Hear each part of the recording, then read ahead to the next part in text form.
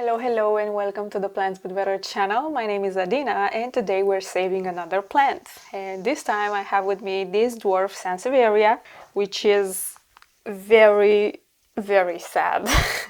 I was walking around one day and then I saw on the street some garbage, and when I looked a bit closer I saw this pretty plant that was abandoned. I actually have the footage, let's play it right now.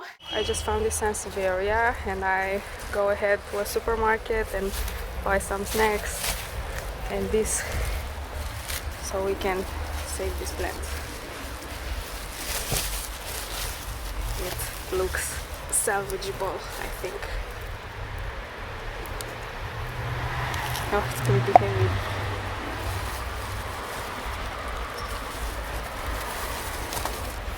Okay.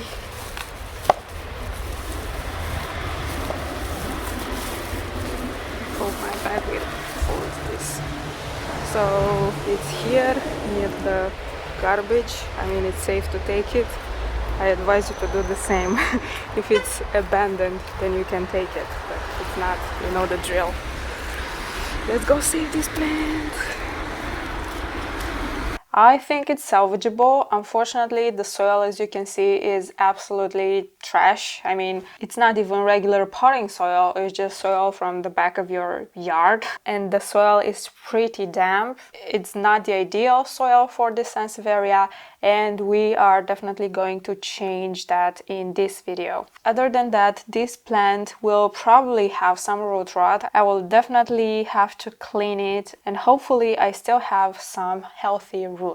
I will be fighting with this soil today. Some of the leaves are not very healthy. They are yellowing and they are a goner. You don't need to try to propagate them. If you find a similar plant in a similar state, this will rot. This will not grow any plant. I've tried that in the past and it was a failure. Once it's rotten like this, if you don't have like a bigger section that is healthy, you will not save any of the leaf. It's gone.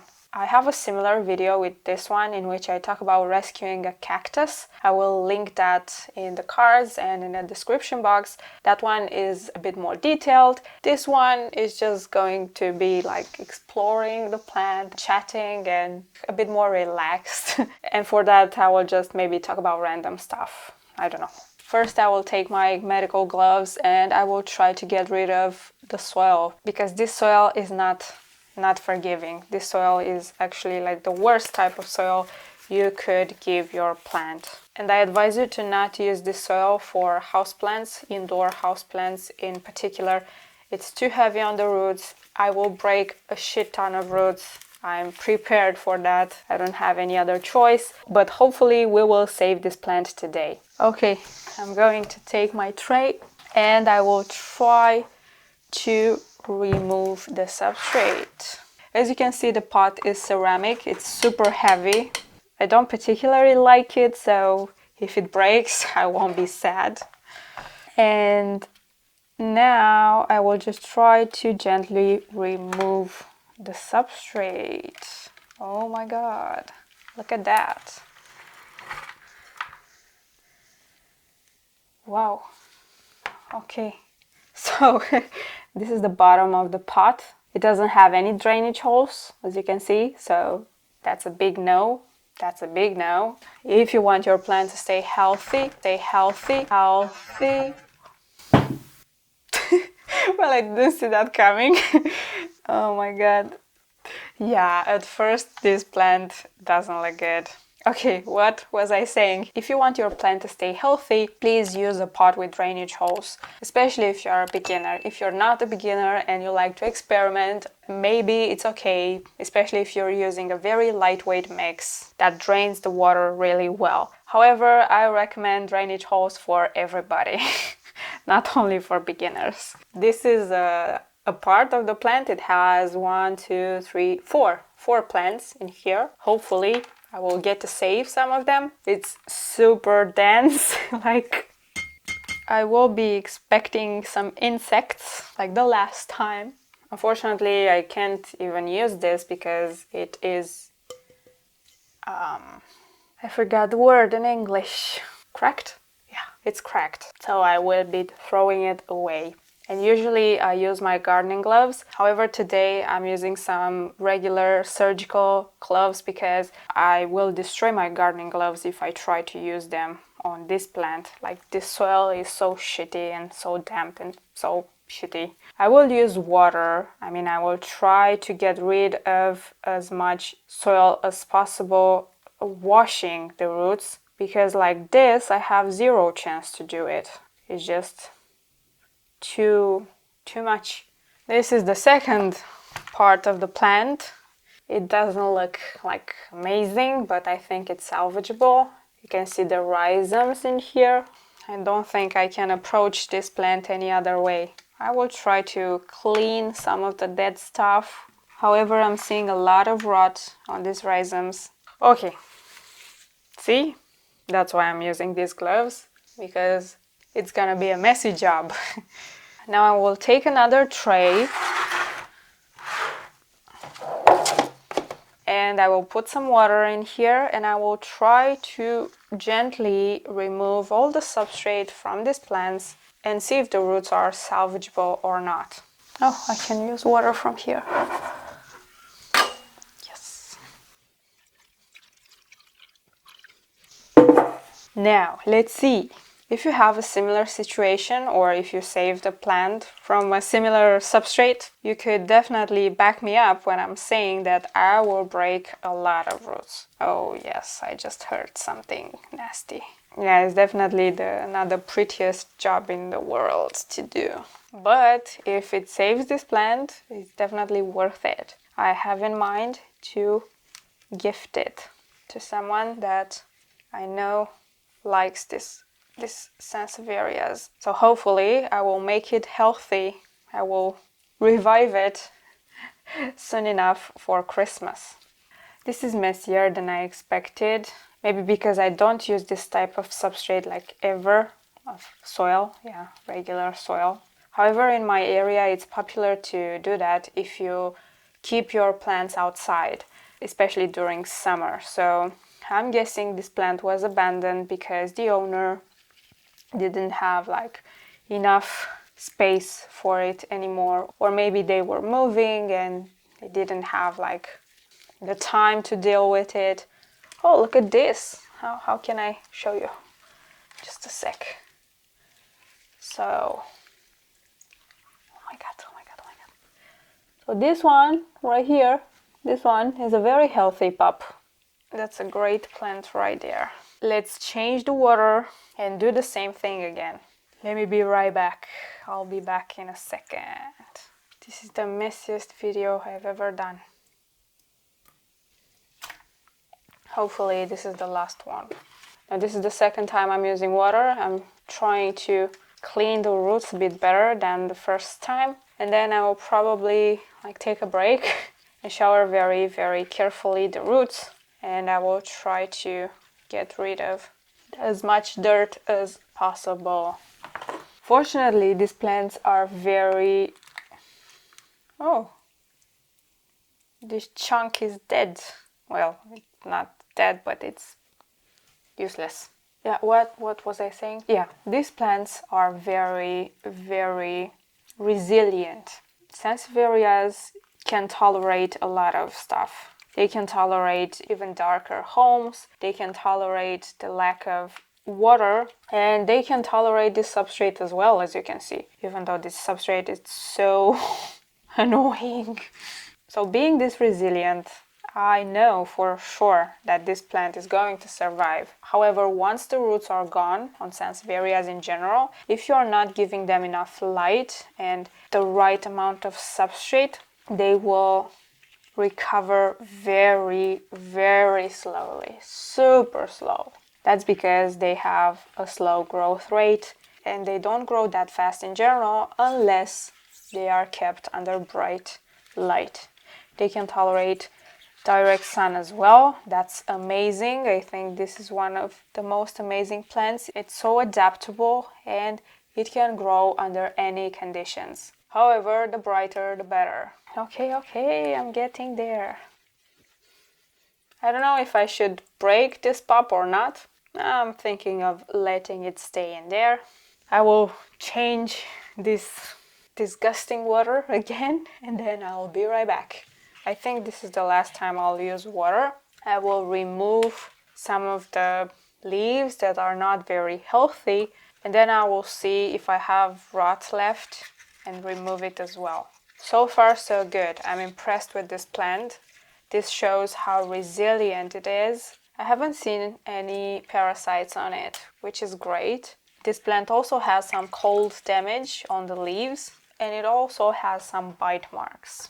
I'm guessing these are bite marks. I don't know exactly if they were from a cute cat, hopefully not, or from a bug, but some of the leaves are injured. Okay, now the second chunk, the second plant. Again, I will remove some of the broken leaves. The roots are pretty decent. I will be repotting this plant in December. I don't know why I'm so lucky to find plants only in the winter time when it's not ideal to repot a plant. As I've said before, if you have to do it, don't wait. Because if you wait, sometimes you could be causing damage. This rhizome is slowly rotting. This was part of the plant, and we'll throw it away. And I will separate the pops. I remember I was talking to some customers the other day, and I was asking for the shop if they prefer like large and big plants or if they like baby plants better. And I only got a single response for large plants. And the other customers, they all said baby plants because they like to see them grow. It's even easier financially to buy baby plants. And if you buy like a bigger plant and you don't know how to take care of it and you lose a bigger plant, the feeling of guilt is a bit bigger, you know, like the bigger the plant, the bigger the guilt. And I totally understand. I mean, if you're buying a smaller plant, it's way easier to replace than a bigger one. And you actually get to learn a lot of stuff about plants when you try to grow them when they are small. And I was curious if you have like a similar opinion and if you prefer to buy small plants or if you buy them big directly. So for that, please let me know in the comments. I'm really interested if you have the same opinion. I think this is done. I will take a small break and shower them a lot because I need to get rid of all the dust from the leaves and all the debris, and I will be right back. Now I'm back. I have the plants ready for a repot. As you can see, the roots are very healthy. I mean, the ones that I didn't manage to break. I managed to clean the dirt. I showered it very carefully, and I also got rid of the leaves that I didn't like. For them, I prepared multiple pots because I didn't know how many roots I will have. Maybe this one is the winner. Also, not to forget to mention it, but if you are reusing pots like I'm doing right now, wash them beforehand because you could have bacteria from the old soil and you don't want to mix it with the new substrate and infect the roots. So wash your pots before using them. Let's see first how could I place these beauties in here. I think this pot will look dope. Yeah, this is definitely the winner. And maybe this one in here. And we have something like this. Good stuff, good stuff. Okay. Let me show you the substrate now. I have a mix based on regular potting soil, some perlite, some orchid barks, and just a tiny bit of sand. I like my substrate to be as lightweight as possible. This is a very accessible mix. I mean, you could find them pretty easily almost everywhere. But if you have any other type of substrate that is, again, lightweight and it works great with your plants, you can definitely use it. Now, I will place a bit of the soil at the base. Oh, yeah, I forgot my gardening gloves. I always forget about them. Taking my gardening gloves, I have the substrate in here. That's right. And I will place my plants and make the arrangements. They look amazing. I'm very, very grateful for how this plant is looking. It was the same pleasant surprise as the other plant, the cactus, and I'm hoping they will live a long, beautiful, great life. Now I will gently add the substrate And after that we will water it very carefully. See, we can actually hear how lightweight substrate is. It's actually a good option for a lot of plants, not only for Sansevierias. I use it for arrowweeds as well. Orchid barks are a great addition for your substrate. First, when I heard about them and about chunky soil, what the hell was even that? I thought back then. And then after I had a lot of plants dying because of root rot, I thought, well, maybe I should really be using that orchid bark. And they actually work. So at first I thought, yeah, whatever.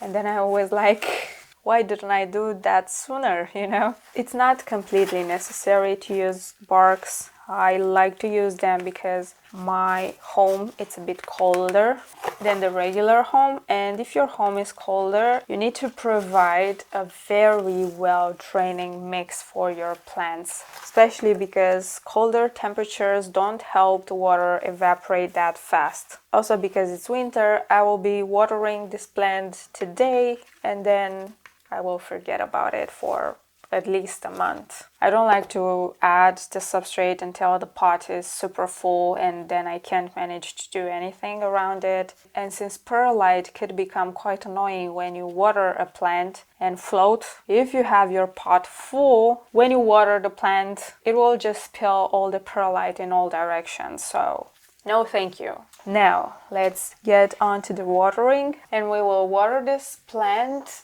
with this IKEA watering can, which is pretty vintage.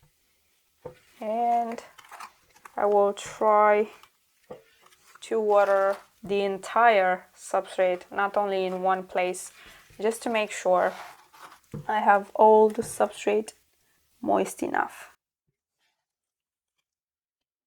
I think this looks a bit funny on camera. Yeah, I think I'm done. That's way too much water.